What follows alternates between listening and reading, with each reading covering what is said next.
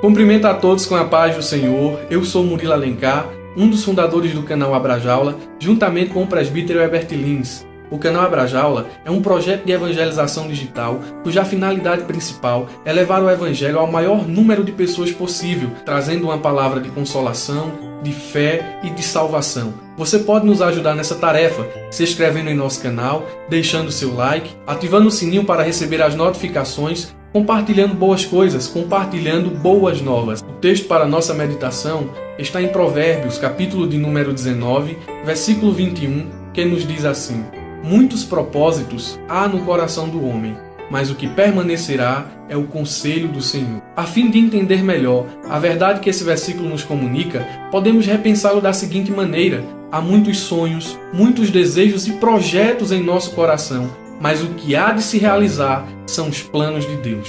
Quando olhamos para a Bíblia, não são poucos os exemplos em que os homens sonharam e planejaram, mas o que permaneceu foram os sonhos e os projetos de Deus. Poderíamos citar aqui algumas passagens como exemplo: Atos capítulo 16, versículos 5 e 6, 2 Samuel capítulo de número 6, onde Davi teve o desejo de construir um templo para abrigar a arca de Deus. Veja que plano bom, mas não fazia parte dos projetos de Deus. Só porque os nossos planos são bons, não significa necessariamente que estão alinhados com os projetos de Deus.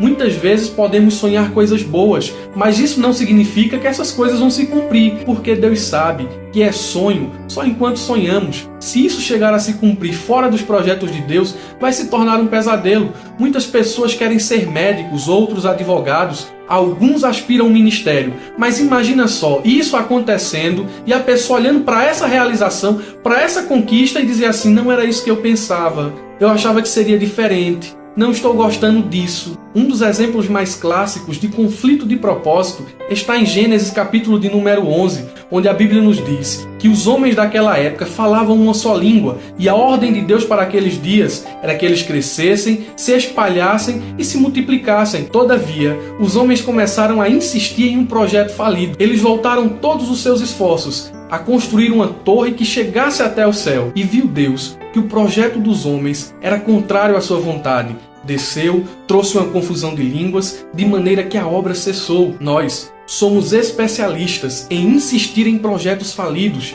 em coisas que Deus já reprovou, em coisas que Deus já disse não. Entretanto, Deus tem suas maneiras de tratar esse sentimento nocivo de nosso coração. Às vezes, Ele começa a fechar as portas. Às vezes, Deus começa a nos chacoalhar. Outras vezes, Ele coloca o dedo na ferida. Tudo isso para que a gente enxergue que os planos e os projetos dele são maiores. Às vezes, é necessário Deus frustrar os nossos planos para que os sonhos dele comecem a acontecer em nossas vidas. Nunca diga, quando seus planos falirem: é o fim, é o ponto final da minha história. Indubitavelmente você vai estar enganado. Não é o fim, é o início do projeto de Deus. O texto que lemos diz: a vontade do Senhor prevalecerá, permanecerá, acontecerá. E quando olhamos para a história como um todo, vemos Deus de forma soberana, conduzindo todas as coisas para o seu propósito. Veja como exemplo a história de José. José teve um sonho ainda muito moço, tinha 17 anos de idade,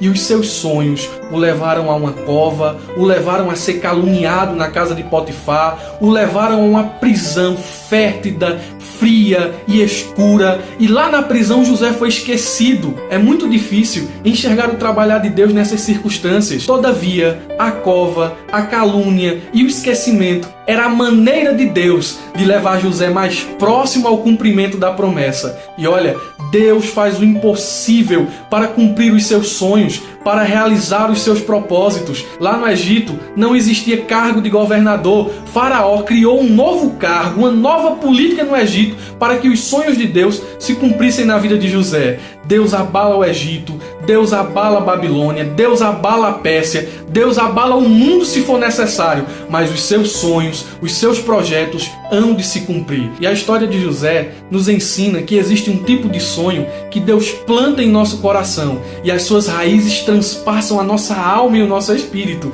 E a gente tenta matar esse sonho, a gente tenta acabar com esse sonho, a gente tenta dizer que é coisa de novo convertido, mas esse sonho não morre dentro do nosso coração. Nem as adversidades, nem as circunstâncias, nem as lutas da vida podem frustrar os sonhos de Deus em nossa vida. Confia nele e desfruta da paz que provém da certeza de que ele é fiel para cumprir todas as suas promessas. Há muitos propósitos no coração do homem, mas o que permanecerá é o conselho do Senhor. Compartilhe boas coisas, compartilhe boas novas e abra a jaula.